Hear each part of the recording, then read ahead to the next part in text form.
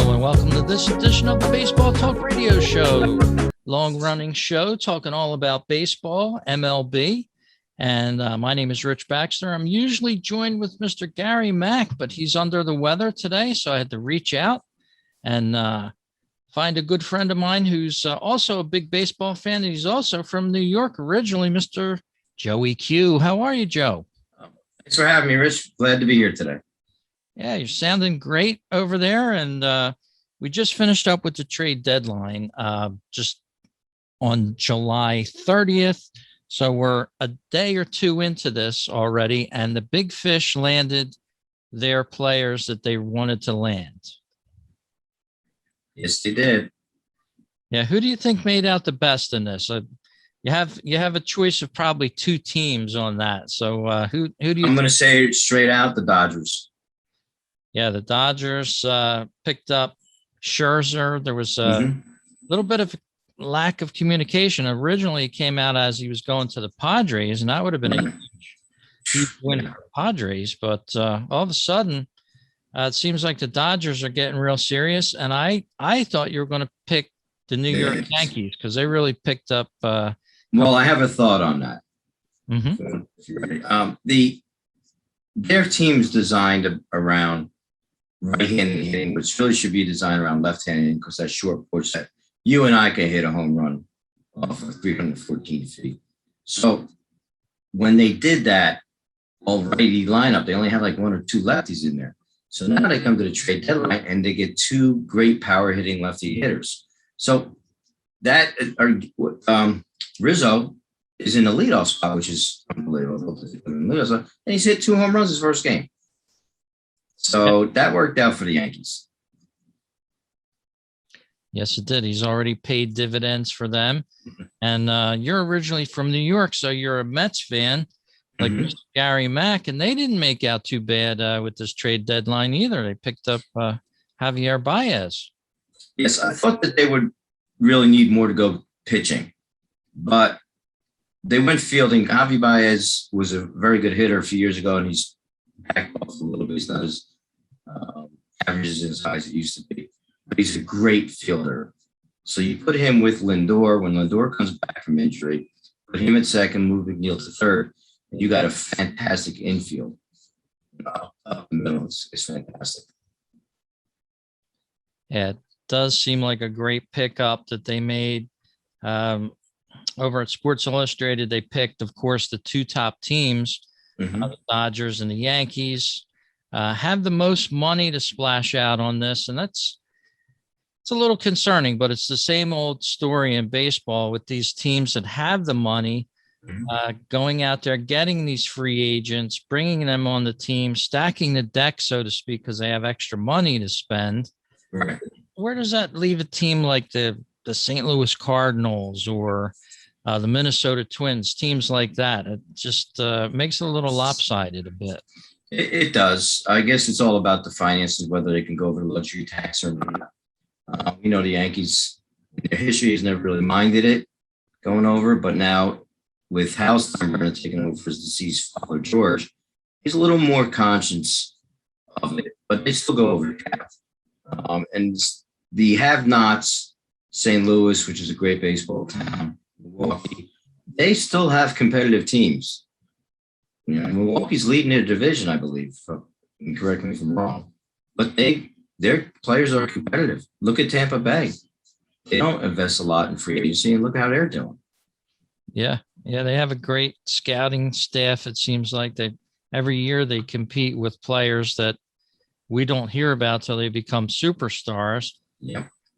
One of the teams that really dismantled itself this year has been the Chicago Cubs. We've heard it for a long time now.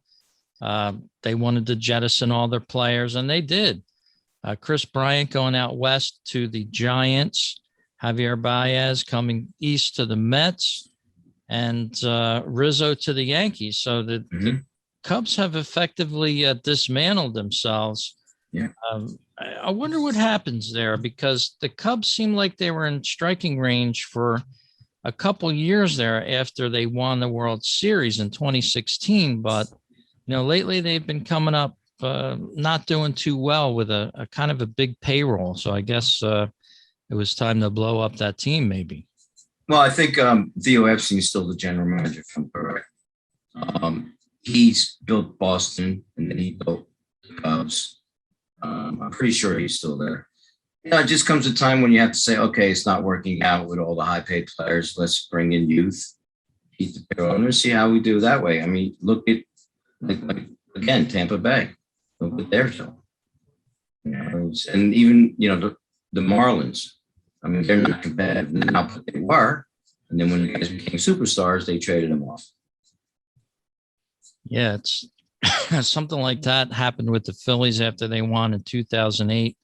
You can't keep all of the players, but the players had that nucleus in Chicago for a couple years. Yes. After that World Series win, and they just couldn't put it together again. So, I mean, they waited over 100 years for a championship.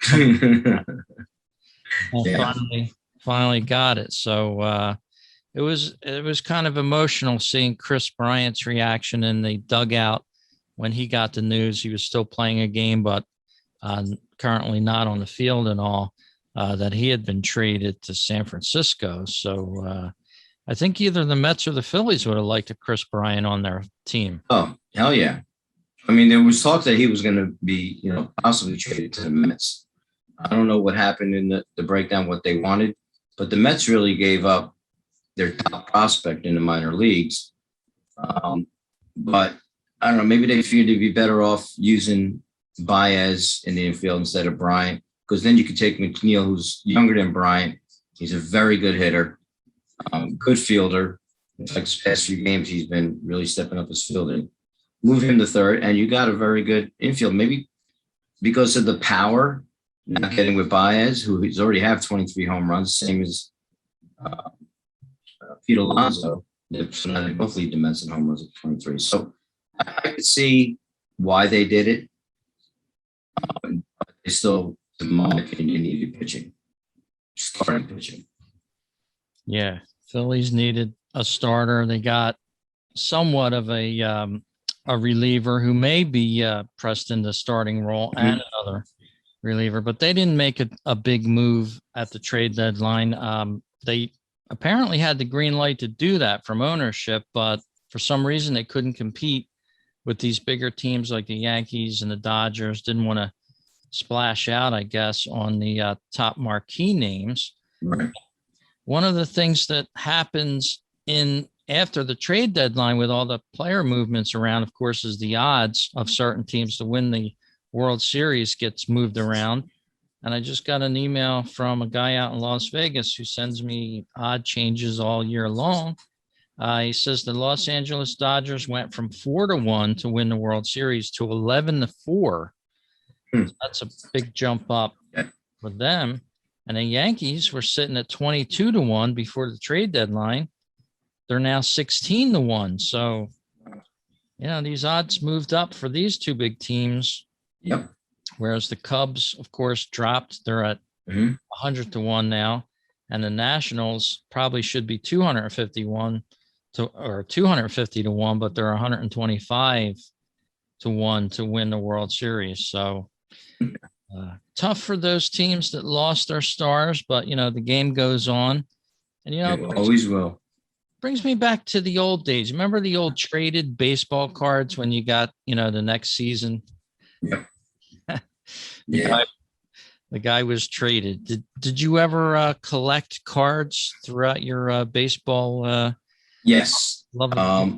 I had them, and then somewhere along between my first marriage and second marriage, they disappeared. I had a couple, we used to use the shoe boxes for them. Right. Put them in shoes, and I probably had about 3 or 4 boxes full of that stuff. Who knew? Who knew that what it would be not to right now at this time. I want to touch back on what Washington did. Mm-hmm. They still had another year of control of Trey Turner, and they traded him. And he's a young guy. He's a superstar. He's very, very good. I could see trading Scherzer because he's unrestricted.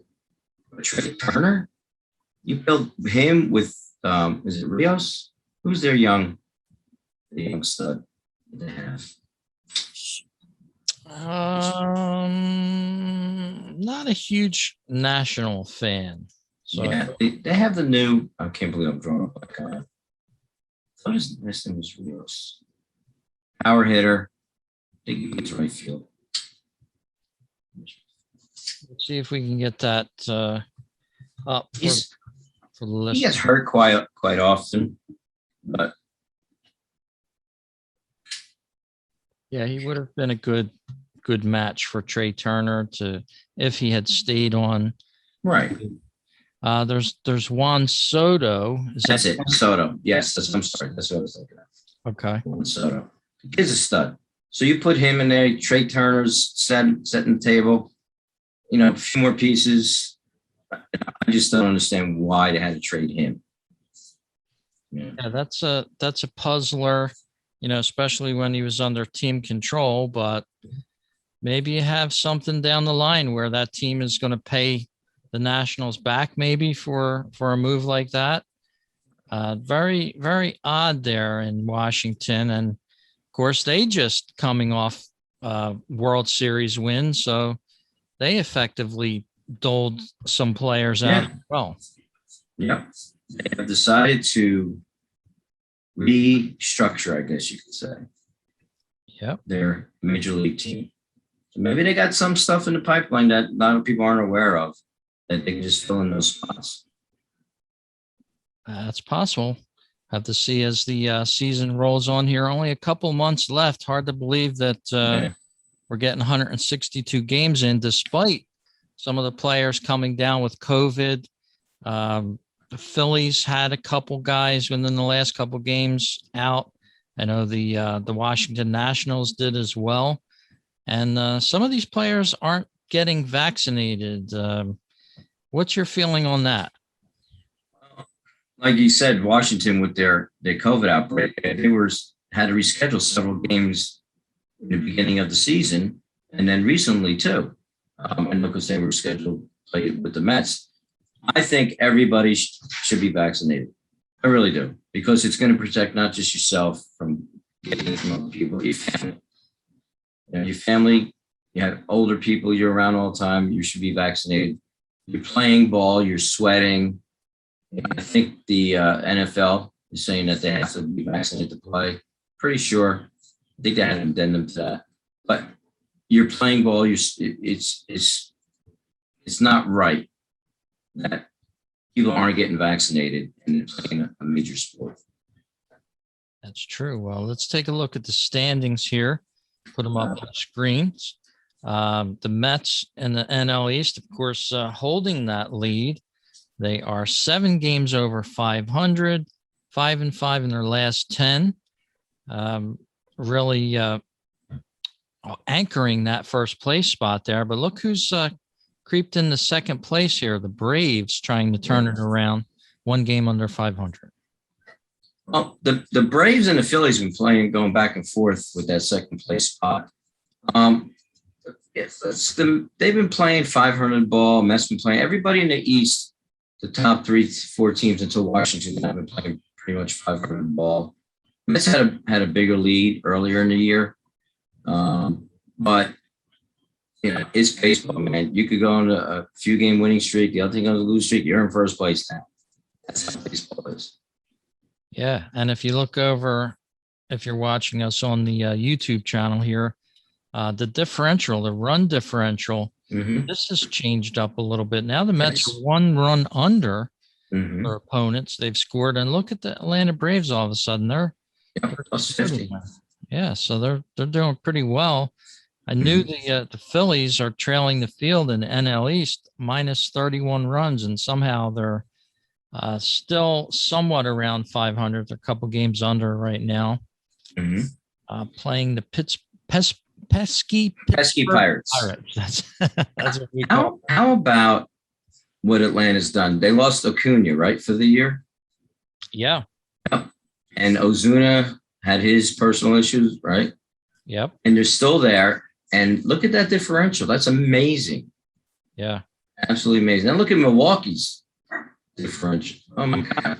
87 plus 87. Wow. Yeah, the Brew Crew turning it on. on. Look at this. Yeah. Wow. Didn't realize they were that far ahead of the pack there. Yeah. Cincinnati not doing too bad. Joey Votto sort of powering them along, playing your Mets this weekend. Yeah, well, they got lucky in the win yesterday, and right now they're losing, and it's the sixth inning already, 1-0. But Votto, I don't know if you knew this, just tied a major league record for 7 games in a row with a home run. Yeah, it's amazing.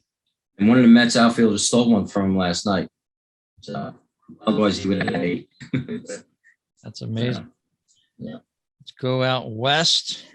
San Francisco still commanding a lead out there. 3 games up over the Dodgers. They're sitting about 26 games over 500. That's amazing. Yes, sir. Yeah. Look at the run differentials for both San Francisco and the Dodgers. Giants are at plus 117, and the Dodgers, as of today, August 1st, that we're doing this podcast, plus 152 on their opponents. Yeah, it's crazy. Yes, it is. Crazy. I never see anything like that. And you look at the first 3 teams, top 3 teams on there. I don't think you put those 3 teams, and one of them might not make the playoffs. Look at that. It's incredible. No other division has that differential in the the runs and stuff. It's crazy.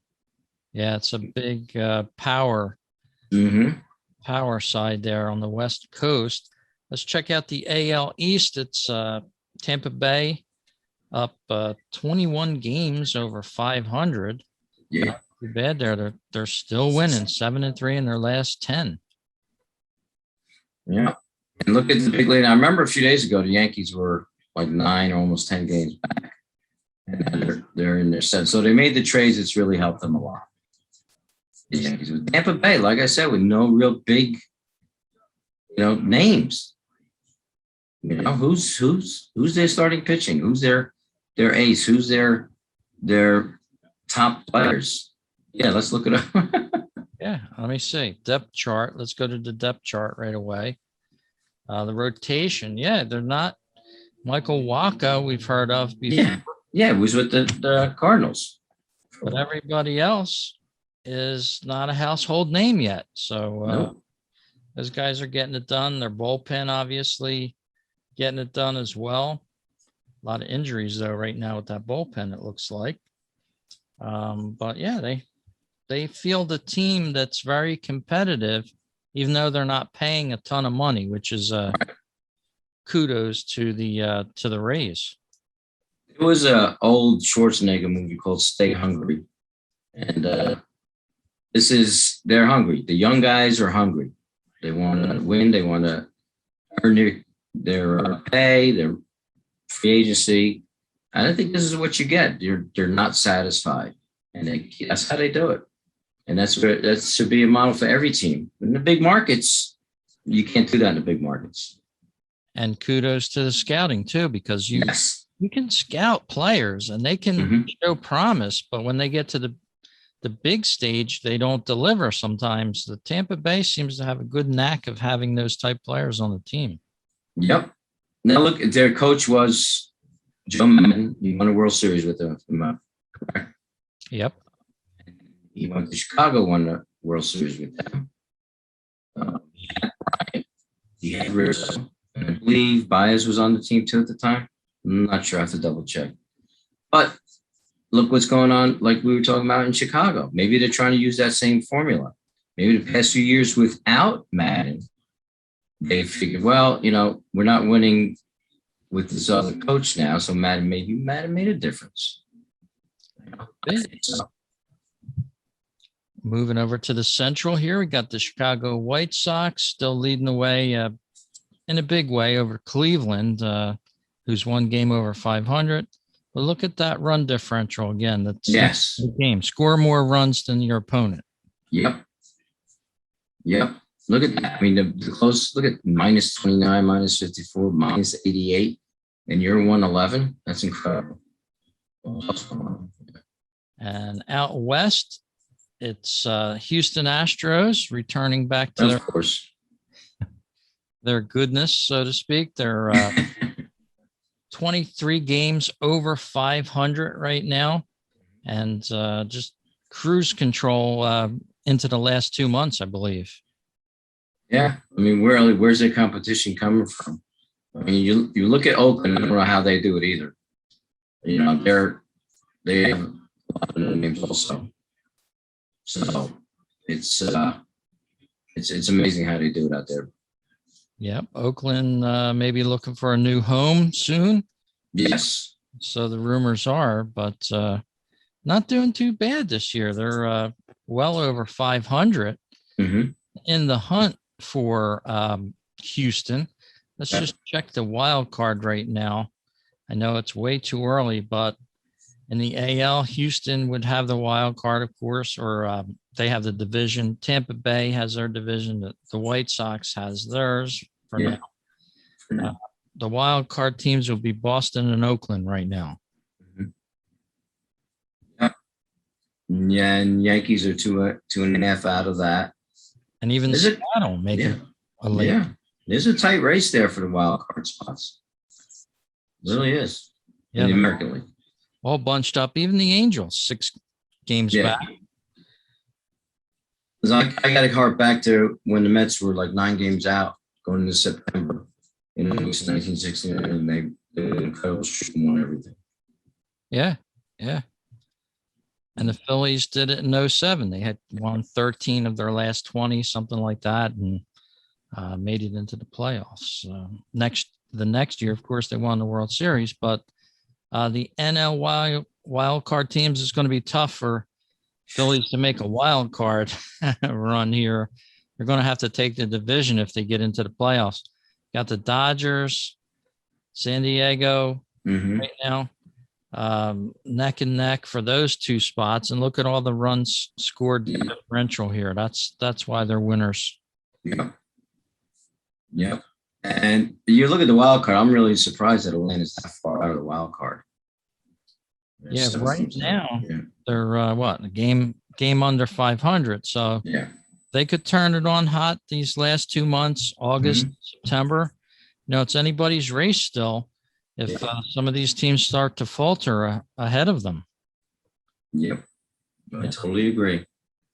So that's a nice look at the standings and the wild card so far on August 1st here, with 2 months plus remaining in the regular season. And it was a pleasure having you on, Joe. How did you enjoy your first podcast with the Baseball Talk Radio Show? That was fantastic. It's been a pleasure. Thank you for inviting me. And hopefully you got room for me to come back. Loved it. Absolutely. I know Gary will just love to have you back on anytime you'd like to be on the show. So I want to thank you for joining the show. We're going to make it a little short one today just because it's getting a little late. We want to watch a little baseball, get a little dinner going. You know how that goes. Yes, sir. But I want to thank you for joining us here on the show, Joey Q, and I look forward to many more. My pleasure. Thank you. Talk to you soon.